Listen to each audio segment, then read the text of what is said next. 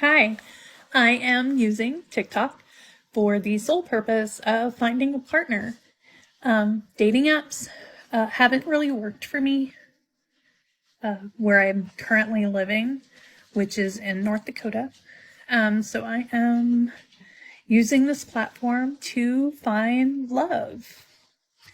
Let me know if you're interested. The answer is hell no. We need to stop dating ugly men.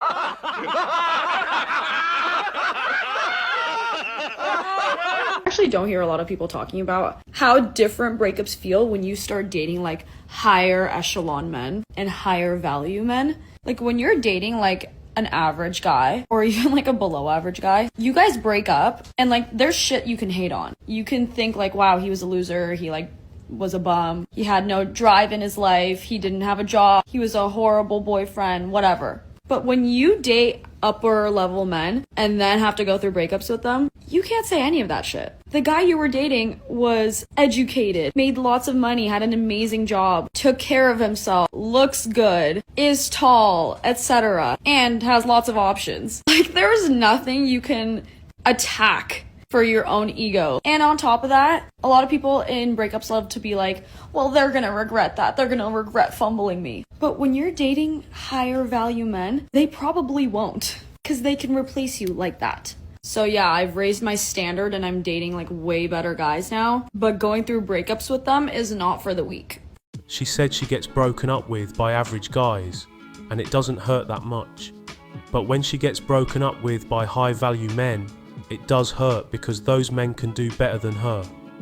All this video proves is that high value men and average men don't want her. Maybe she should start dating homeless men. She'll probably have a better chance finding a relationship there. Fat chance of that. Alright. Good night, love you. A few more. Wait. She said she made a homemade Scottish pie tonight, but she's been on her feet all day. So my bloody hips hurt now. She's gone to bed already. 30 years old and still has to ring his mum every night to say good night, love you. So what? What's wrong with that? It's just cringy, isn't it? How is it cringy? Men used to go to war and now they say, love you, mummy.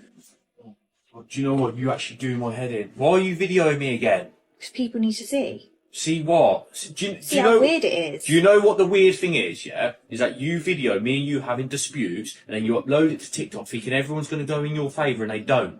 That's the weird bit. It's only you that thinks it. Well, no, because even my friends think it's strange. Your friends? Yes. Okay. For one, we both know you haven't got any friends. And two, even if you did have friends, which you don't, I wouldn't give a shit what they think.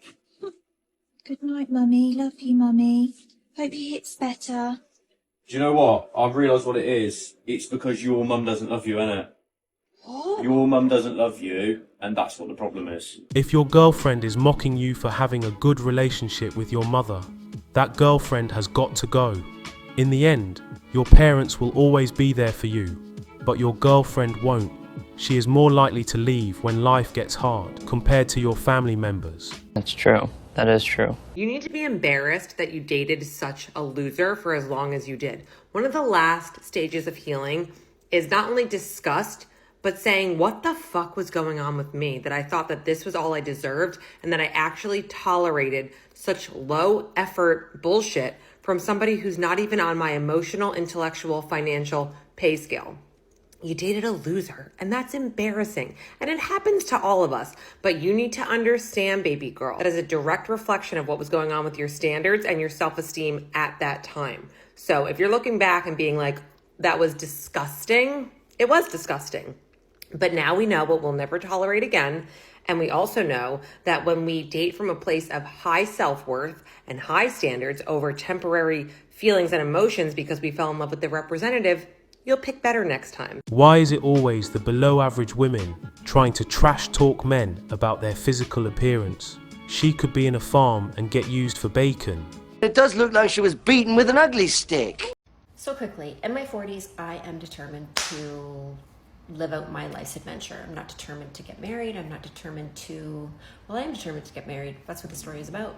However, just kind of determined to like, just try everything that I, potentially had been holding me back because of previous situations that I won't get into now. But there was this guy that I saw on Raya, and and he is like a pretty well-known film cinematographer who's done some pretty neat stuff, and I'm not going to reveal who he is. I'm going to give you the Cole's Notes version of what I did to completely humiliate myself. We've known each other for a few years. I reached out to him a few years ago and I was like, hey dude, this is me. I'm a model. I do some stuff. Want to hang out? Blah, blah, blah. Played it cool. Anyways, that fell apart. A few years later, he reached back out again. We started talking again. I don't know what happened. I was like in some sort of mode of like assertiveness. Like, I am here. This is me. We're gonna make it happen. I'm manifesting. I need a husband. Anyway, we had amazing conversations, and then something happened. The conversation got kind of sexy and I felt uncomfortable, and then I went down a rabbit hole about how I'm looking for love and a husband. And I was like, I'm looking for a husband, I'm looking for a husband, I'm looking for a husband. You're not the girl for me.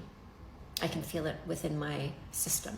My instincts are telling me that you are repelling me by your direct desperation for a husband. So my fight or flight is like kicking in, and I'm embarrassed, and I whatever. And I went into this mode of like, no problem. I was trying to like cool girl it with all good. In the hood, I'm happier than ever with our newfound realization about what this connection is not. Thank you so much for your time, blah, blah, blah. And then the next day, what I did was I sent him a selfie. And I said, forget about the husband situation. Let's just hang out casually. That's how lonely I am. This just shows how easily women will throw away their own personal rules for Chad Roan. She said she was looking for a husband and to get married, but as soon as the guy said she was desperate for marriage, she was willing to throw away her criteria to get her back blown out by him. Women will always throw away their rules if they desire the guy enough. This is why it's pointless to appeal to a woman's personal criteria. If you have to do that, she doesn't like you enough.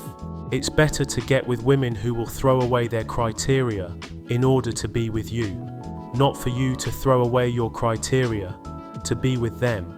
If she's not willing to do that for you, you're wasting your time. If a woman doesn't respect you, she won't be able to fall in love with you. In order to gain any ounce of respect, you have to respect yourself first. That means respecting your time, your energy, your values, and your morals. The simps break all of those things for women, but confident men never break their personal rules for anybody. Facts. Real men of genius.